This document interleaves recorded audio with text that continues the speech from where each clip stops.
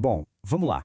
Existe uma palavra que, dependendo de onde a gente fala, tem um peso completamente diferente. Sabe qual é? Coach. Aqui no Brasil, para muita gente, só de ouvir essa palavra já dá aquela revirada de olhos. Agora, vai para os Estados Unidos, por exemplo, essa mesma palavra abre portas, é sinal de respeito. Fica a pergunta, né? Como é que uma profissão que é super respeitada lá fora, em mercados já consolidados, aqui no Brasil virou piada e é recebida com essa desconfiança toda? É isso que a gente vai tentar entender agora. Olha, o contraste é brutal. De um lado, ceticismo puro. Do outro, respeito profissional. A reputação de um nome pode mudar o jogo completamente. E é bem sobre isso que a gente vai conversar. Como essa reputação foi por água abaixo. E o mais importante, como dá para reconstruir. E aqui está o pulo do gato. O problema nunca foi o nome em si, foi a execução.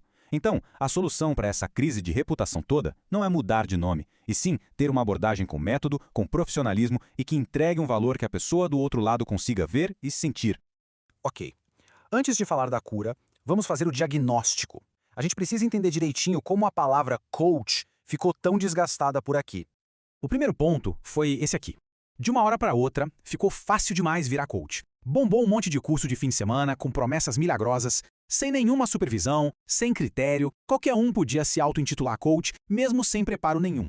Logo em seguida, veio foco total na aparência, e não na substância. Sabe, era muito palco, muita palestra, muito marketing agressivo, mas na hora de entregar resultado de verdade, que é o que importa, ficava a desejar. Era mais embalagem do que produto.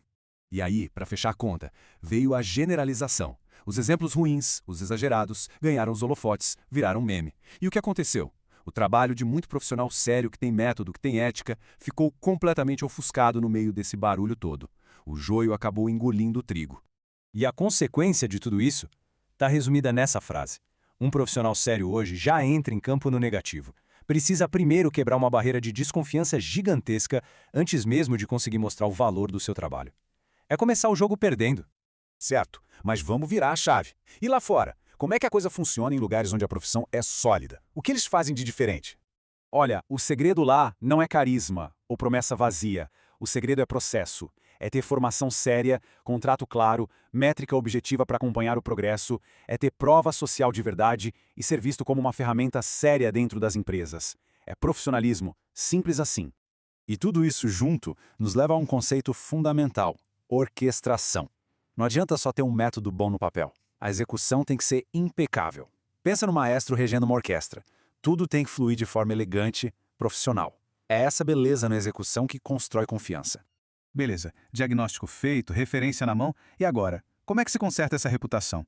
A resposta é exatamente essa: aplicar o método e essa tal de orquestração de um jeito que todo mundo veja. Basicamente, essa reconstrução se apoia em 3 pilares. Primeiro, clareza total, desde o começo. O que vai ser feito, como, por quê. Segundo, ritmo. Manter o cliente engajado com sessões bem estruturadas, material de qualidade. E terceiro, continuidade. Ter um histórico para que o progresso seja visto e medido.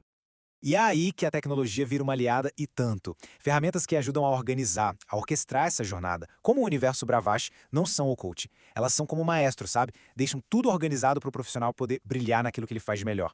Então, vamos abrir essa caixa de ferramentas para entender, na prática, como é um processo de coaching que consegue passar por essa barreira do ceticismo e construir respeito de verdade. Pensa na experiência de quem está sendo atendido.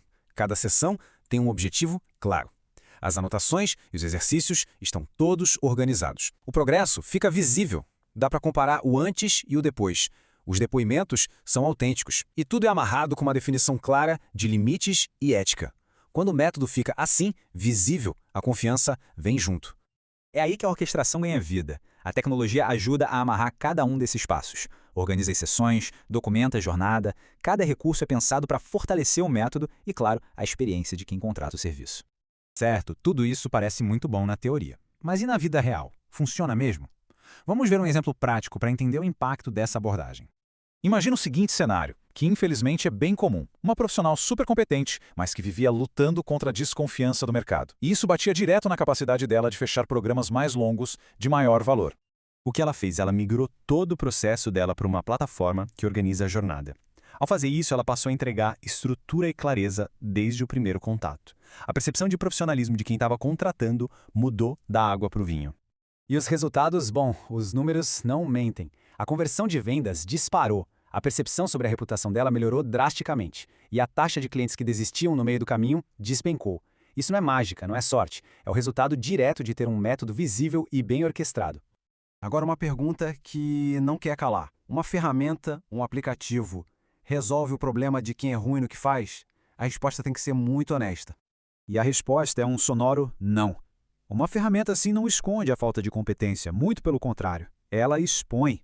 Um processo sem pé nem cabeça fica escancarado. Ela funciona como um amplificador. Quem já é bom fica ainda melhor. E quem não tem método, bom, as falhas ficam evidentes.